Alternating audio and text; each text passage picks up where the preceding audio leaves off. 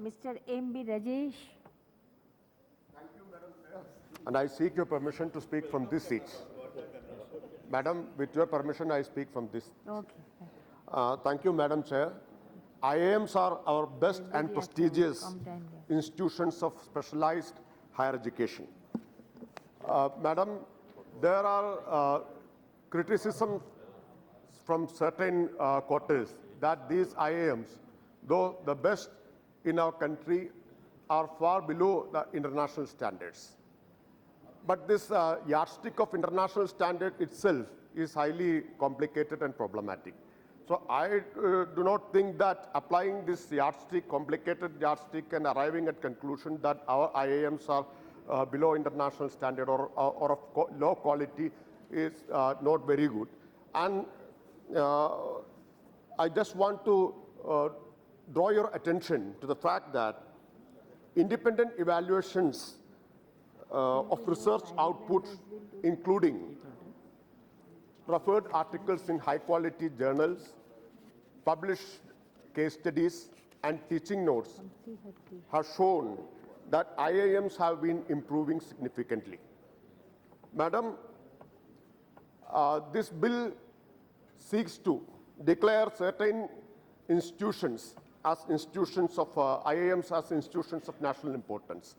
And it's good that this bill will empower the IIMs to award degrees, which they could not do in the last 60 years.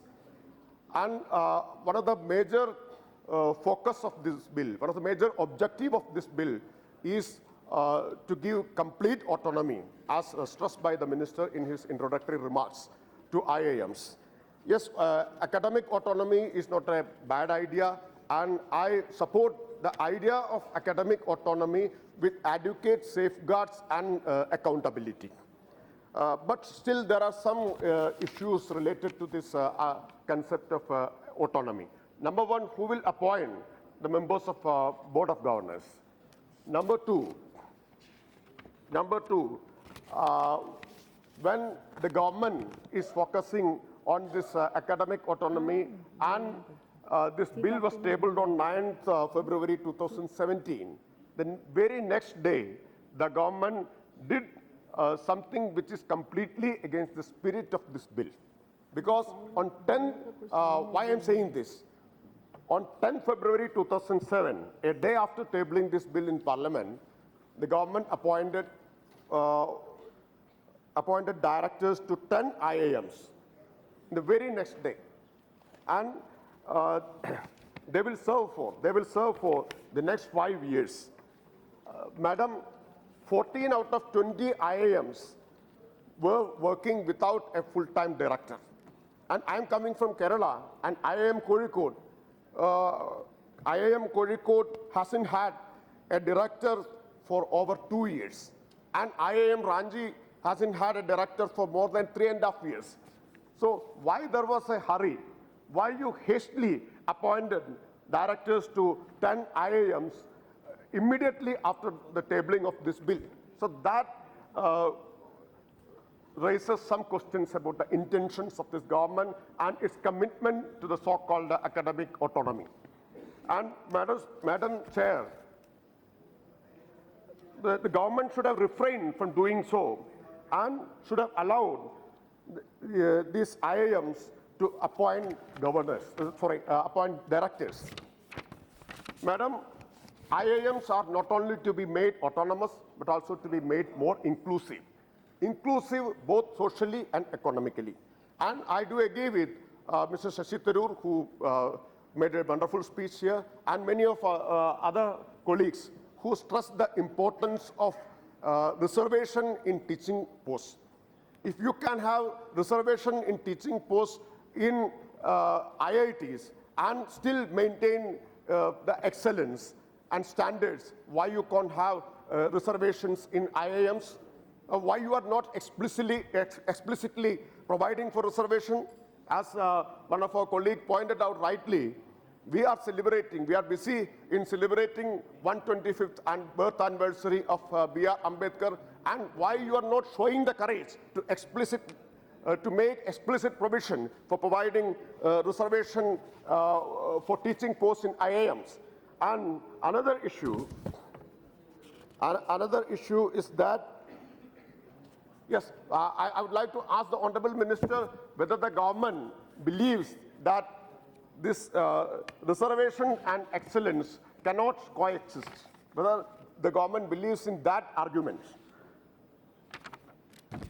And another issue is making IIMs inclusive economically. It is to be ensured that autonomy will not result in converting these IIMs into money-making machines. These IIMs should not be solely guided by the commercial principle of making money. And no student who is otherwise deserving no student should be denied. No student who is otherwise deserving should be denied the opportunity to study in IIMs only because he cannot afford the cost. And I request the Honorable Minister to ensure that there are substantial number of merit cum means scholarships. I'm specifically making this demand because this is not happening in many other institutions of higher learning. Take the case of IISER. What is happening? In IISER, for PhD program, the tuition fees alone have tripled from rupees 2,000 to rupees 24,000 within a period of 1 year per semester. 7,000 to 24,000 per semester. And this tripling has taken place within a period of 1 year. 243% hike within a period of 1 year, to be precise, 243%. And these hikes were affected even as scholarships like Inspire scholarships were, I'm concluding 2 minutes more on. And when these scholarships like Inspire scholarships are reduced, the government has cut allocations for research and science education. So given the experience of IISER, where you have tripled the tuition fees and reduced the number of scholarships, I'm requesting the Honorable Minister, please make sure that Okay, no Rajesh students, ji. I'm concluding in about 2 minutes, sir. Two 2 minutes, more, but 2 2 more minutes. This is an important aspect. This is an important aspect to make sure that no student is denied opportunity to study. And finally, this is my final point. Madam Speaker, Madam Chair, I